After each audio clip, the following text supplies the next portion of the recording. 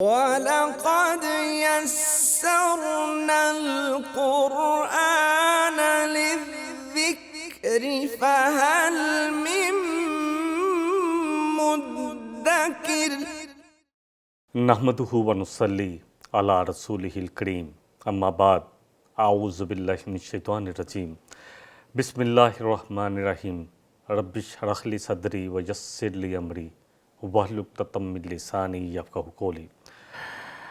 سورہ المائدہ آیت نمبر 44 سے ہم شروع کریں گے۔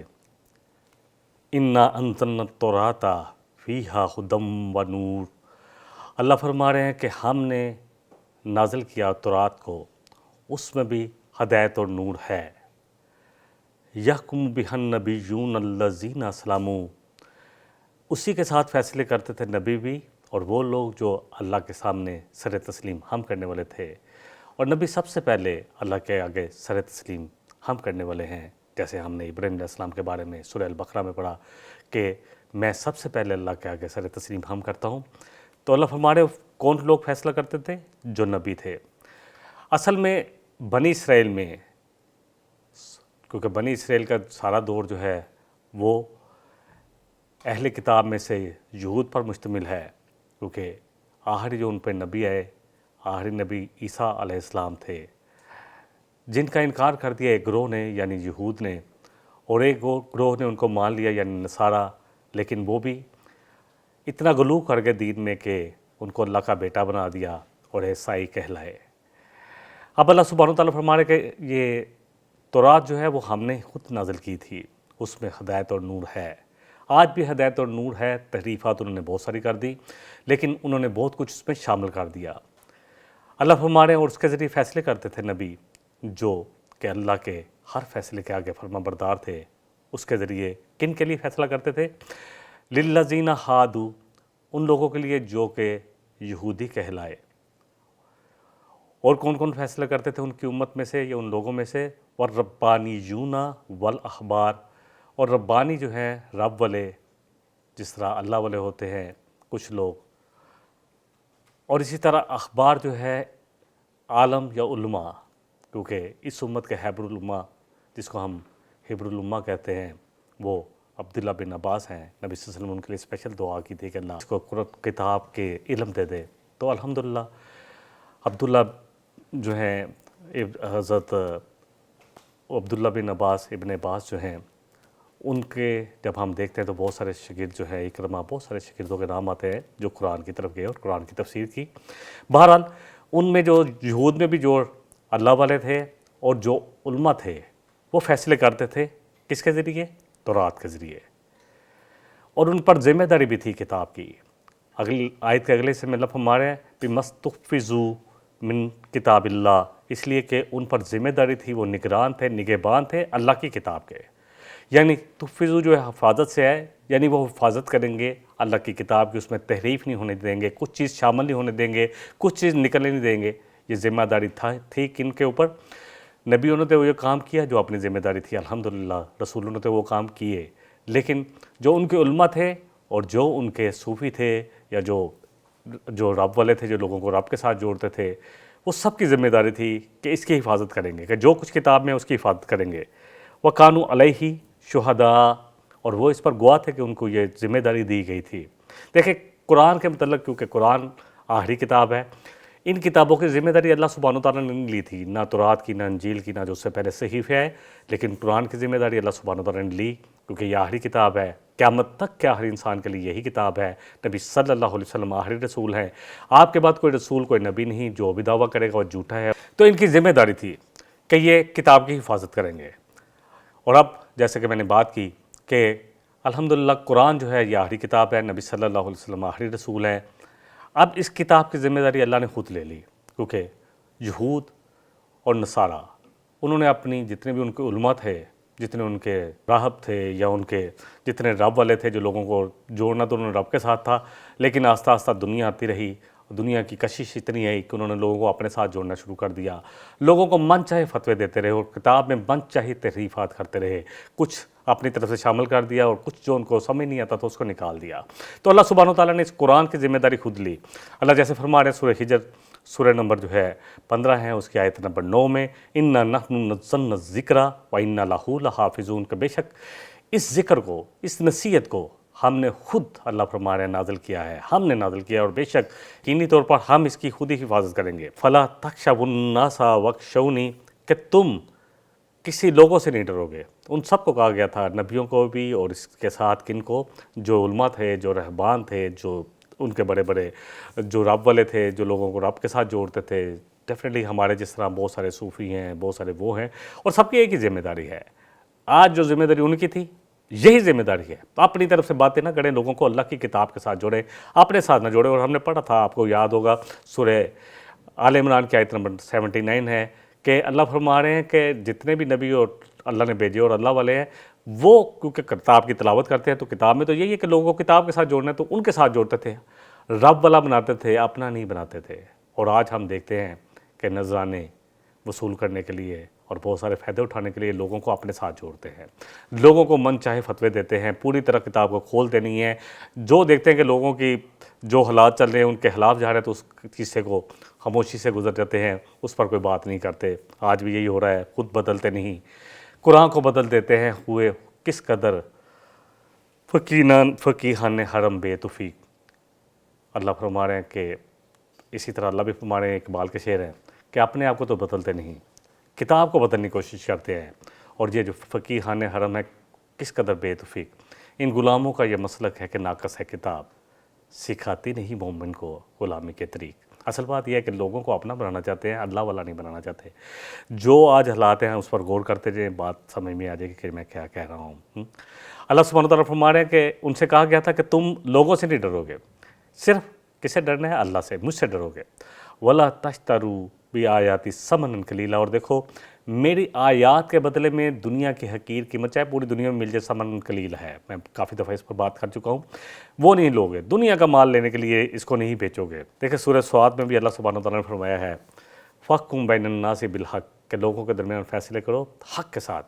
وَلَا تَتَّبِعِ الْهَوَىٰ وَيُضِلَّكَ عَنْ سَبِيلِ اللَّهِ، آپ کی توسط سے ہم سب جو بھی لوگ کتاب کے ساتھ جڑے ہوئے ہیں سب کے لیے ہے کہ دیکھو تمہیں تمہاری خواہش نفس اس چیز سے نہ روکے کہ تم اللہ کے راستے سے نہ روکے، یعنی بات حق کرنی ہے، فیصلہ حق کرنا ہے، جو قرآن کا فیصلہ ہے وہی سنانا ہے، اس میں تھوڑا بہت اوپر نیچے کر کے تو جو سامنے بیٹھا ہوا ہے اس کے مطابق فتویٰ نہیں دینا۔ اللہ اکبر۔ وَمَن لَّمْ يَحْكُم بِمَا أَنزَلَ اللَّهُ، اور جو نہ فیصلے کرے اس کے مطابق جو اللہ نے نازل کیا ہے، فَأُولَٰئِكَ هُمُ الْكَافِرُونَ، تو اللہ نے تو سیدھا کہہ دیا کہ وہ لوگ کافر ہیں۔ کافر سے مراد ہیں کہ کفر جو ہے، میں نے پہلے کہا تھا، چھپانے والے، انکار کرنے والے، نہ ماننے والے، اور مان کے بھی نہ ماننے والے۔ جیسے اللہ کو تو ہم مانتے ہیں، اگر فیصلے نہیں کرتے ہو تو پھر کون سا کفر ہے؟ یہ وہ کفر ہے کہ اللہ کو تو مانتے، اللہ کی نہیں مانتے۔ دیکھیں حسن بصری رحمۃ اللہ علیہ فرماتے ہیں کہ جو بھی لوگ فیصلے کرتے ہیں، چاہے عدالتیں ہوں، چاہے لوگوں کے درمیان فیصلے کرنے والے علم والے ہوں، تو ان کو یہ 3 چیزیں یاد رکھنی ہیں۔ نمبر 1، فَلَا تَخْشَوُا النَّاسَ، کہ انہیں لوگوں سے نہیں ڈرنا، وَاخْشَوْنِی، اور اللہ سبحانہ وتعالیٰ کہہ رہے ہیں کہ صرف مجھ سے ڈرنا ہے۔ نمبر 2، وَلَا تَشْتَرُوا بِآيَاتِ ثَمَنًا قَلِيلًا، کہ دنیا کے حقیر فائدے کے لیے، چاہے لاکھوں کی رشوت ہو، چاہے کروڑوں کی رشوت ہو، سب حقیر ہے۔ اللہ سے معافی کے ساتھ کہہ رہا ہوں، جتنے بھی ہمارے فیصلے ہو رہے ہیں، چاہے عدالتوں کے ہوں یا جتنے بھی فیصلے ہو رہے ہیں، وہ سب اس کے اگر کوئی کچھ اس میں فائدہ دنیاوی فائدے کے لیے فیصلے کو غلط کیا جائے گا تو وہ سب ثمنًا قلیلہ میں آ جائے گا۔ اور پھر کیا کرنا ہے، جو ہم نے پڑھا ابھی سورہ صاد کی آیت نمبر جو ہے 26 میں، فَحْكُم بَيْنَ النَّاسِ بِالْحَقِّ، کہ لوگوں کے درمیان حق کے ساتھ فیصلہ کرنا، چاہے اپنے اوپر بھی آتا ہو، اپنے گھر والوں کو بھی آتا ہو۔ وَلَا تَتَّبِعِ الْهَوَىٰ، اور دیکھو اپنی خواہش نفس کی تم پیروی نہیں کرو گے۔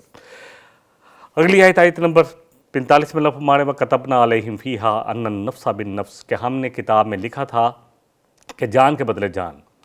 دیکھیں جان کے بدلے جان، الحمدللہ آج قصاص کا جو ہم نے پڑھا سورہ البقرہ میں کہ اللہ فرما رہے ہیں قصاص کے اس قانون میں تمہارے لیے زندگی ہے یا عقل مندو، کیونکہ ایک قاتل کو سزا ملے تو 100 قاتل عبرت پکڑتے ہیں، لیکن کیا کرے، اللہ اکبر، ہم تو دیکھ رہے ہیں کہ ہمارے حالات کیا چل رہے ہیں۔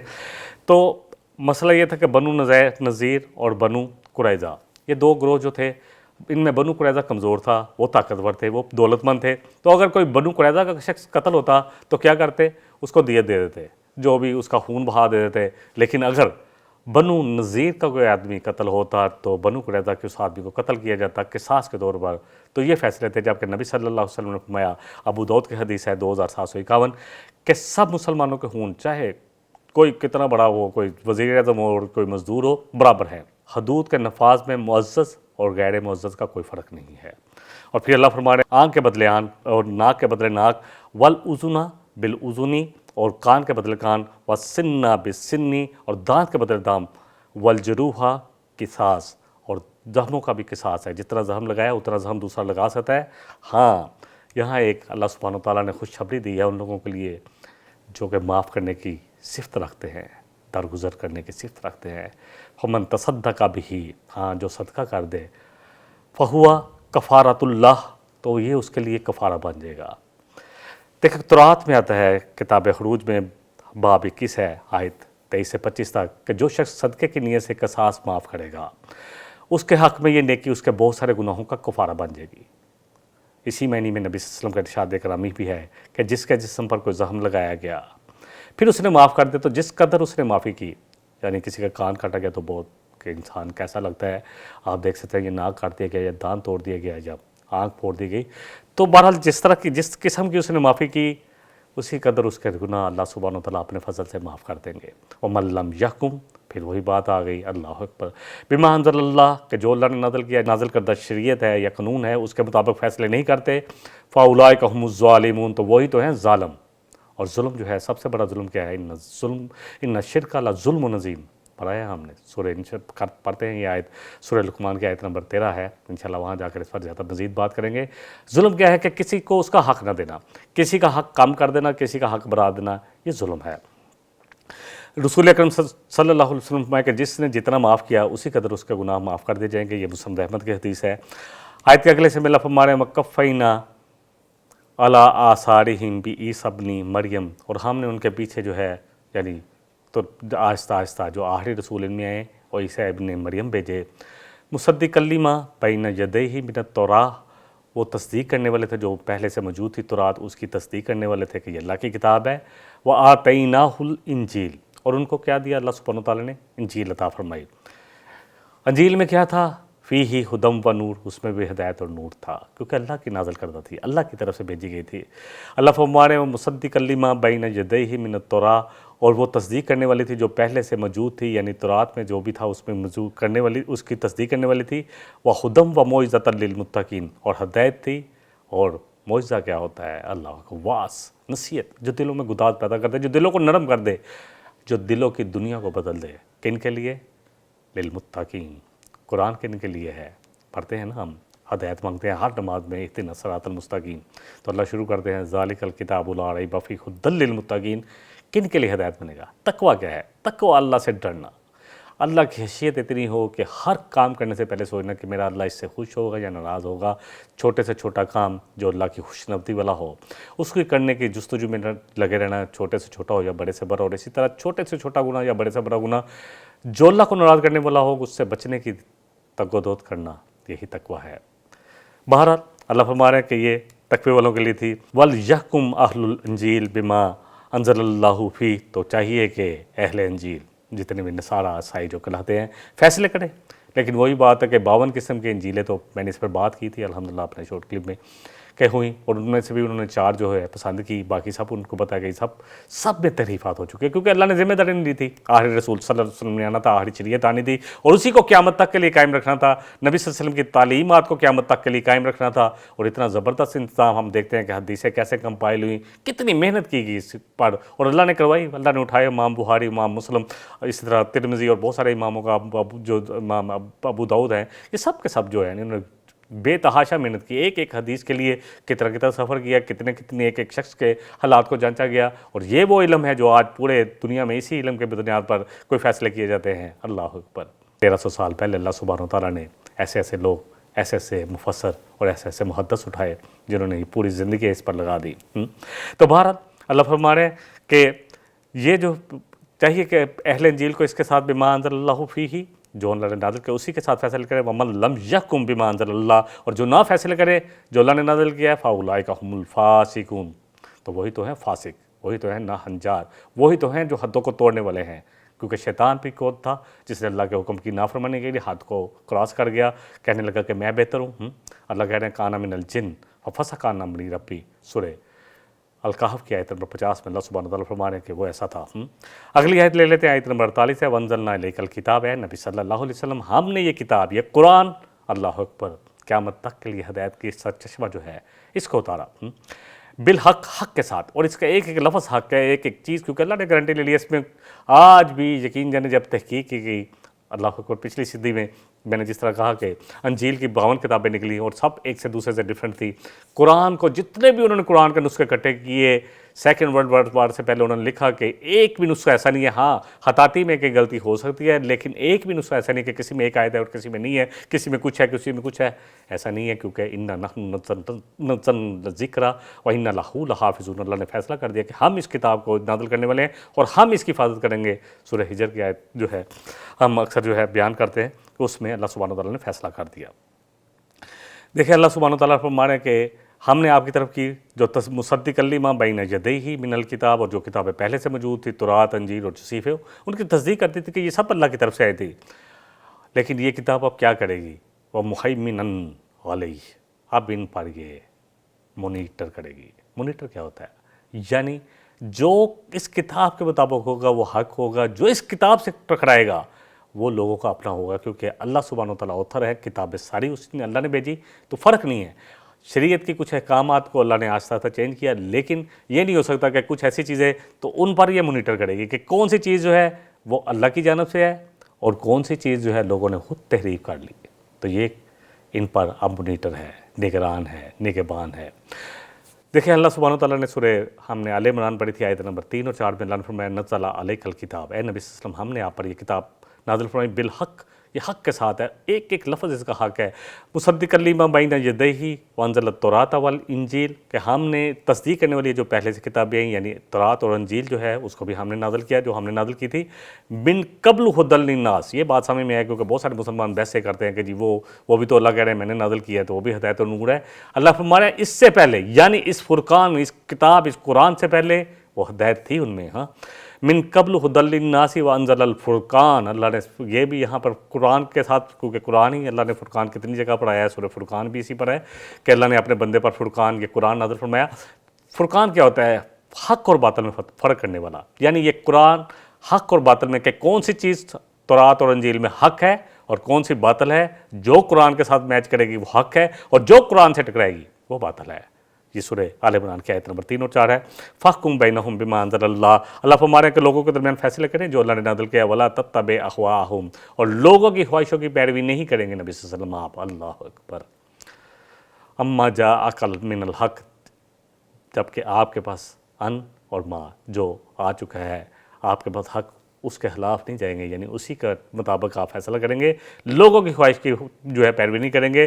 لِكُلٍّ جعلنا منکم شرعۃ ومنہاجا، اللہ فرما رہے ہیں ہم نے ہر ایک کے لیے، جو جتنے بھی ہے، چاہے نصارہ تھے، چاہے یہود تھے، یا جو اس سے پہلے بھی لوگ آئے، ہر نبی کے ساتھ ایک شریعت اور ایک منہج، منہاج کیا ہے؟ دستور، طریقہ، جو بھی اس وقت کا سسٹم تھا اس کے مطابق اتارا، اللہ فرما رہے ہیں ہم نے اتارا۔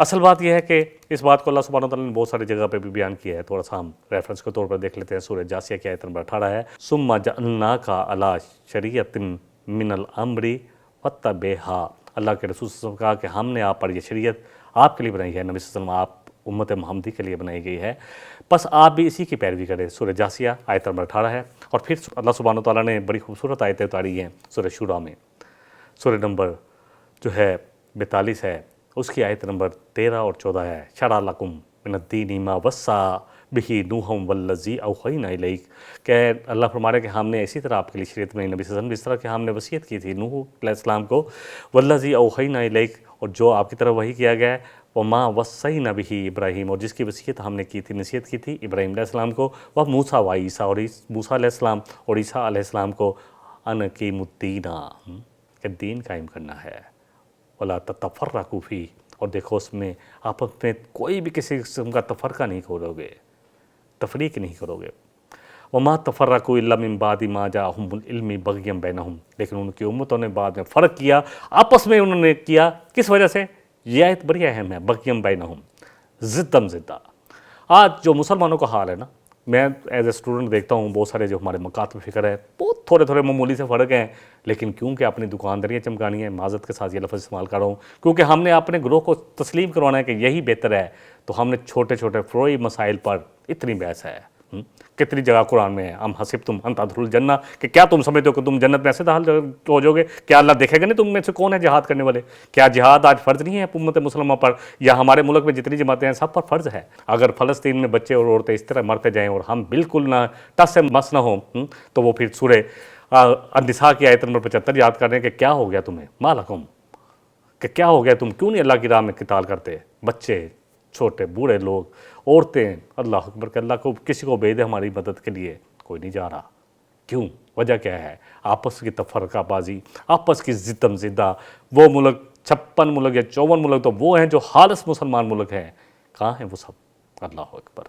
سب پر جہاد فرض ہے درجہ بدرجہ، اور پاکستان ڈیفینیٹلی میں کہتا ہوں one of the only one جو ہے پورے مسلمان ملکوں میں جس کے پاس ایٹمی ٹیکنالوجی ہے، تو جس کے پاس جتنی ٹیکنالوجی ہے، اور سب سے میں سمجھتا ہوں بہتر فوج بھی ہماری ہے، تو اسی طرح درجہ بدرجہ ہم پر یہ جہاد فرض ہو چکا ہے۔ میں، آپ، جو بھی لوگ صاحب استطاعت ہیں، وہ اپنے مال جو ہے خرچ کریں، کیونکہ یہ وقت ہے، دیں، اور وہ جو طاقت رکھتے ہیں، پاور رکھتے ہیں، وہ جا کر ان بچوں کی جو بلک رہے ہیں، جن کو اڑایا جا رہا ہے، کیسے ظلم ہو رہا ہے، اور پھر بھی ٹس سے مس نہیں ہو رہے، بغیم بینہم، کیونکہ آپس کی زد و زدہ ہے۔ اللہ اکبر۔ وَلَوْلَا كَلِمَةٌ سَبَقَتْ مِن رَبِّكَ، اے اللہ فرمانے کہ اگر آپ کے رب کی طرف سے پہلے سے نبی صلی اللہ علیہ وسلم یہ بات طے نہ ہو چکی ہوتی، اِلَىٰ أَجَلٍ مُّسَمًّى، ایک خاص مدت تک کے لیے سب کو مہلت دی جائے گی، لَقُضِيَ بَيْنَهُمْ، تو فیصلہ ان کا دنیا کا اللہ چکا دیتے۔ قیامت کا ایک وقت مقرر ہے، اس سے پہلے نہیں آنی، تو اللہ نے فیصلہ اس لیے نہیں چکا رہا کہ ہمیں ٹیسٹ کیا جا رہا ہے کہ میں اور آپ کیا کر رہے ہیں۔ دیکھیں، ہم چاہے گورنمنٹ کو جتنا بلیم کر لیں یا جس کو بھی کر لیں، جس ادارے کو بھی کر لیں، اصل بات یہ ہے کہ میں اور آپ کیا ہمارے عمل بدلے ہیں؟ کیا میرا عمل بدلا ہے؟ کیا میری شادیاں اللہ کی اسی طرح ہو رہی ہیں؟ آج بھی چلے جائیں شادی حالوں کے باہر جا کے دیکھیں، میں نہیں کسی جگہ کا نام لیتا، اسی طرح میوزک، اسی طرح خوشیاں منائی جا رہی ہیں، کسی کو کوئی تکلیف نہیں ہے کہ معصوم بچے قتل ہو رہے ہیں، کیسے ان کو ذبح کیا جا رہا ہے، کیسے ان کو اڑایا جا رہا ہے، کیسے ان کو جلایا جا رہا ہے، عورتیں، بوڑھے، کوئی فرق پڑا ہے ہمیں؟ کوئی فرق نہیں پڑا۔ ہم سب کے سب اپنے آپ کو دیکھیں، کسی ادارے کو، کسی کو بلیم کر کے ہم چھوٹیں گے نہیں، اللہ کی طرف آئیں، دعائیں بھی مانگیں، بہت دعائیں مانگیں، تو جتنی پروڈکٹ ہیں جو ان کا بائیکاٹ بھی کریں، یہ تو ہمیں کرنے ہی ہیں، جو ہم کر سکتے ہیں، اور جتنا جو بھی استطاعت رکھتے ہیں مالی، اس حساب سے مدد بھی کریں، یہ ہم سب پر فرض ہے، کسی ایک پر نہیں ہے، سب پر فرض ہے۔ اور اپنے اعمال کو بدلیں، روئیں اللہ کے آگے کھڑے ہو کر، میں اور آپ، اللہ ہم سب کو توفیق دے۔ تو اللہ فرما رہے ہیں کہ وَلَوْلَا كَلِمَةٌ سَبَقَتْ مِن رَبِّكَ إِلَىٰ أَجَلٍ مُّسَمًّى لَقُضِيَ بَيْنَهُمْ، تو ان کے درمیان فیصلہ کر دیا جاتا۔ وَإِنَّ الَّذِينَ أُورِثُوا الْكِتَابَ، وہ جن کو کتاب کا وارث بنایا گیا، مِن بَعْدِهِمْ لَفِي شَكٍّ مِّنْهُ مُرِيبٍ، تو بعد میں جن کو بنایا گیا تو وہ اس کے بعد اس میں ہلجان امیز، کتاب کو مانتے ہیں، اس میں شک نہیں ہے، لیکن ہلجان امیز شک میں مبتلا ہیں، ہو بھی سکتا ہے، نہیں بھی ہو سکتا، چلو ہو کے ابھی تو اب حالات بھی دیکھ رہے ہیں، یہ سب ہلجان امیز، شک منہ مریب، اس میں آتا ہے۔ اللہ اکبر۔ دیکھیں نبی صلی اللہ علیہ وسلم نے فرمایا تھا، اللہ اکبر، آپ نے فرمایا کہ اسلام جو ہے وہ کڑی کر کے ٹوٹے گا، ایک کڑی ٹوٹتی جائے گی تو لوگ دوسری کو پکڑ لیں گے، کہیں گے چلو کچھ نہ کچھ تو کر ہی رہے ہیں نا، جس طرح آج ہم بھی کرتے چلو یار اتنا ہی کر لو بہت کافی ہے۔ بہت سارے ماشاءاللہ ہمارے جو ایسے فتوے دینے والے اور باتیں کرنے والے، ہاں بس چلو یار ٹھیک ہے، لوگ نماز ہی نہیں پڑھ رہے تو نماز پڑھ لے، تو باقی سارے چھوڑ دو، کوئی مسئلہ نہیں، تم اتنے ہی کر رہے ہو بہت کافی ہے۔ اللہ اکبر۔ دیکھیں اسلام کے پلر جو ہے نا، نماز، زکوٰۃ، روزہ، حج، زکوٰۃ، اور پھر جہاد فی سبیل اللہ، تو اس کی چوٹی ہے، نبی صلی اللہ علیہ وسلم کے الفاظ ہیں، چوٹی ہے تو کہاں گئی چوٹی؟ جب تم باہنیاں اور گائیوں کی دمیاں پکڑ کر کھیتی باڑی، اپنے تجارت، اپنی معیشت، اپنی اسی پر راضی ہو جاؤ گے اور اللہ کی راہ میں جہاد چھوڑ دو گے، تو تم پر ایسی ذلت آئے گی جو اس وقت تک نہیں ٹلے گی جب تک کہ تم واپس اللہ کی راہ میں جہاد کی طرف نہیں ہوگے۔ اور مسند احمد میں نبی صلی اللہ علیہ وسلم نے 2 حدیثیں آپ نے فرمایا کہ اندیشہ ہے کہ تم پر اقوام عالم ایسے ٹوٹ پڑے گا، آپ نے تو پہلے بتا دیا تھا، جیسے آج دیکھ لینا کون ٹوٹا ہوا ہے، یورپ پورا کٹھا ہے، امریکہ کٹھا ہے، مسلمان 57 ملک جو ہیں وہ کٹے ہوئے ہیں، کوئی ایک دوسرے کی مدد کرنے کی، کوئی کسی کو کسی میں نقص، کوئی اگر کر بھی رہا ہے تو کسی کو کسی میں نقص نظر آ رہا ہے، کسی کو کسی میں نقص نظر آ رہا ہے۔ नबी सल्लल्लाहु अलैहि वसल्लम की 2 हदीसें मैं अक्सर बयान करता हूँ, 399 398 याद कर ले, सही बुखारी की हदीस है। फरमाया जो कलमा पढ़ता है, जो तुम पढ़ते हो, जो तुम्हारा ज़बीहा खा लेता है और उस किबले की तरफ करके मुंह नमाज पढ़ता है जिस तरफ तुम करते हो, तो वो मुसलमान है। खुदा के लिए लोगों को ग्रोह में बांटना बंद करें, फतवे बंद करें, क्योंकि हमने बहुत जुल्म कर लिया और उसका नतीजा हमें नज़र आ रहा है। बड़े एक करके हम सब की बारी आनी है। ये नहीं है कि ये हमारी बारी नहीं आनी, हम क्या समझ रहे हैं कि हम बचे रहेंगे। उनका मकसद ये है कि एक एक करके इन सबको ख़त्म करो। कर दिया ख़त्म उन्होंने। जितने लोग खड़े हुए थे जिन्होंने जो वो अल्हम्दुलिल्लाह हमें पता है कि इकट्ठा करने की कोशिश की थी, चाहे शाह फैसल हो, यासर अरफात हो, जितने भी लोग थे अल्हम्दुलिल्लाह, चाहे सद्दाम हुसैन हो, कज़ाफ़ी हो, सबको एक एक करके अल्लाह अकबर, किसी को फांसी लगा दिया गया, किसी को जो है गोली मरवा दी गई, किसी को जनाब अपना उनके मुल्कों में इंतशार फैला कर, और फिर हमारे बहुत सारे जो माशाल्लाह बैठे होते हैं जर्नलिस्ट, वो भी उनकी बोली बोलते हैं क्योंकि पैसे मिलते हैं। अल्लाह से माफ़ी के साथ कह रहा हूँ ये सारी बातें, क्योंकि ये अब इतना ज़्यादा बढ़ गया है कि अब बोलना पड़ता है। कहाँ जाएंगे हम? अल्लाह अकबर। बहरहाल अल्लाह के नबी सल्लल्लाहु अलैहि वसल्लम कि इस्लाम कड़ी कड़ी करके टूटेगा। जब एक कड़ी टूटेगी तो लोग दूसरी पकड़ लेंगे, और सबसे पहली जो कड़ी टूटेगी ना, वो इस किताब पर अमल और इसके मुताबिक फ़ैसले नहीं होंगे। और सबसे आखिरी कड़ी कौन सी थी कि नमाज अल्लाह अकबर छोड़ दी जाएगी। और आज हमने आखिरी कड़ी भी छोड़ी हुई है। देखें रमज़ान में मस्जिदें कहाँ थीं? जिस मस्जिद में 20 सफ़े भरती थी, आज भी सुबह फजर में उसमें 2 या 2.5 सफ़ों से ज़्यादा नहीं पढ़ रहा। कहाँ गए वो सारे नमाजी? ऐलान करवाया जाए कि कहाँ चले गए भाई, कहाँ क्या हिजरत कर लिया, दूसरे शहर में मुंतकिल हो गए? वही बात है कि एक इत्काद बन गया कि ठीक है रमज़ान का महीना थोड़ी इबादत करेंगे, बाकी महीने 11 महीने साढ़े ने। अल्लाह अकबर। एक महीना अल्लाह जी ताड़ा, 11 महीने साढ़े, यही चल रहा है ना। अल्लाह अकबर। अल्लाह फरमा रहे हैं सूरह हूद में भी, अल्लाह ने फरमाया कि वो यहाँ अल्लाह फरमा रहे हैं वलौ शाअ अल्लाहु लजअलकुम उम्मतन वाहिदा। अल्लाह चाहते ना तुम सबको एक ग्रोह बना देते, लेकिन अल्लाह का मकसद नहीं था। अल्लाह ने सबको अल्लाह शरीयत या मनहज दिए जो भी उस वक्त के लोग थे, और फिर आखिर में आगे इसको मुकम्मल कर दिया नबी सल्लल्लाहु अलैहि वसल्लम के साथ, और सब ने दीन कायम करने की कोशिश की, कोई भी नहीं कर सका। यकीन जाने मूसा अलैहिस्सलाम जब निकाल के लेकर ऐसे है सीने में फिरते रहे, कहा जाके आओ हम किताल करते हैं, अल्लाह ने तुम्हारे लिए फ़तह लिख दिया है, कहा जाओ मूसा तुम और तुम्हारा रब जाकर किताल करे, हम यहाँ बैठे हैं। बनी इसराइल ने कोड़ा जवाब दिया। और आज वो जो बनी इसराइल पर हालात है ना, नबी सल्लल्लाहु अलैहि वसल्लम कि तुम पर हूबहू वही हालात होंगे, जैसे जूता एक जूते का पेशाबा होता है, वही हालात हम कहते हैं जाके फलाना मुल्क जाके जहाद करे, किताल करे, हमें रहने दे अपनी याशी में। यही है, और क्या हो रहा है? अल्लाह से माफ़ी के साथ कह रहा हूँ, सब कुछ जो है हमारे साथ हो रहा है। और अगर आप भी ना संभले तो यकीन करें एक एक करके हम मिटेंगे, एक एक करके। जो आज फ़लस्तीन में हो रहा है वो एक एक मुल्क के साथ करेंगे वो, क्योंकि उन्होंने तो ठान लिया ये करना ही है। अल्लाह अकबर। वलौ शाअ अल्लाहु लजअलकुम उम्मतन वाहिदा। अल्लाह कहते हैं कि अगर तुम्हें अल्लाह चाहते हैं तो सबको एक ग्रोह बना देते, एक ही शरीयत होती है, एक ही मनहज होता। वलौ शाअ, इसी तरह अल्लाह सुब्हानहू व तआला फरमा रहे हैं सूरह हूद में, वलौ शाअ रब्बुका लजअलन नासा उम्मतन वाहिदा, कि अल्लाह सब लोगों को एक उम्मत बना देते। वला यज़ालूना मुख्तलिफीन, हाँ इनमें इख्तिलाफ रहेगा। ये अल्लाह का मकसद है। वलाकिन किस लिए पैदा किया है? अल्लाह फरमा रहे हैं वलाकिन लियब्लुवकुम फीमा आताकुम, ताकि अल्लाह तुम्हें आजमाए जो कुछ तुम्हें मिला है। पाकिस्तान को तो अल्लाह ने इतनी ज़रख़ेज़ ज़मीन दी है, हम तो अपनी सारी चीज़ें बेचते जा रहे हैं। बलोचिस्तान में कितने मादनियात निकल रहे हैं। क्योरामाइन नमक कौन बेच रहा है, निकाल कौन रहा है, किस रेट हम बेच रहे हैं और किस रेट में बिक रहा है। अब तो सारी चीज़ें इतनी मबहरम हो गई, इतनी वाज़ेह हो गई, क्या बोले आप? करे अल्लाह करे जो लोगों के हाथ में इक़्तिदार है वो अल्लाह उनको हिदायत दे और उनको समझ में आए कि दुनिया के फ़ायदे कुछ नहीं लेने। अब कोशिश करें कि उम्मत के लिए सोचना शुरू करें, बड़ी सोच कि हमने उम्मत के लिए हमने इमाम बनना है। अल्लाह करे वजअलना लिलमुत्तक़ीन इमामा, पढ़ते ना हम सूरह फुरक़ान में कि अल्लाह हमें तक़वा वालों का इमाम बना दे, हमें नेकी में पहल करने वाला बना दे। अल्लाह करे ये है। लेकिन सीधी सी बात है, अल्लाह का मकसद ही दुनिया में, अल्लाह चाहते तो सब कुछ, ये सारा कुछ अल्लाह ने क्यों सजाया ये स्टेज? अल्लाह फरमा रहे हैं सूरह मुल्क सूरह नंबर जो है 67 आयत 2 में, अल्लाह जी खलक़ल मौता वल हयात लियब्लुवकुम अय्युकुम अहसनु अमला। किस लिए? इसलिए ताकि तुम्हारी आज़माइश कर ले कि तुम में कौन है जो बेहतरीन अमल करने वाला है। फिर अल्लाह फरमा रहे हैं सूरह जो कहफ है, जो फितरों वाली सूरत है, कि फितरों से बचने वाली सूरत है, इन्ना जअलना मा अलल अर्दि ज़ीनतन लहा, जो कुछ सजावटें तुम्हें जो पसंद है, जिनकी वजह से तुम जहाद से इनकार कर रहे हो, नहीं निकले जहाद के लिए। अल्लाह अकबर। हुब्बुद दुनिया व कराहियतुल मौत, हम में दोनों चीज़ें आ गई हैं। अल्लाह के रसूल सल्लल्लाहु अलैहि वसल्लम तुम में वहन पैदा हो जाएगा। तो मैं मल वक्त या रसूलुल्लाह, कहने पूछने लगे कि जब क़ौम आलम हम पर टूट पड़ेंगे तो क्या तादाद में बहुत कम होंगे? फरमाया बहुत ज़्यादा होंगे, लेकिन तुम्हारी हैसियत समुंदर पर जो जाग होती है ना, उससे ऐसी होगी। उस जाग की क्या हैसियत है? वो तो ख़त्म हो गई थी फ़ौरन। फरमाया कि वहन तुम में पैदा हो जाएगा। पूछा क्या है वहन, क्या है? फरमाया हुब्बुद दुनिया कराहियतुल मौत, दुनिया की मोहब्बत और मौत से डर, मौत मरना नहीं है। और दूसरी हदीस में कराहियतुल जिहाद, अल्लाह की राह में लड़ना नहीं, हमें कोई गिज़्ज़त ना पहुँचे, मर जाए फ़लस्तीन, मर जाए बर्मा वाले, मर जाए वहाँ फलां, हमें कुछ नहीं करना। अल्लाह अकबर।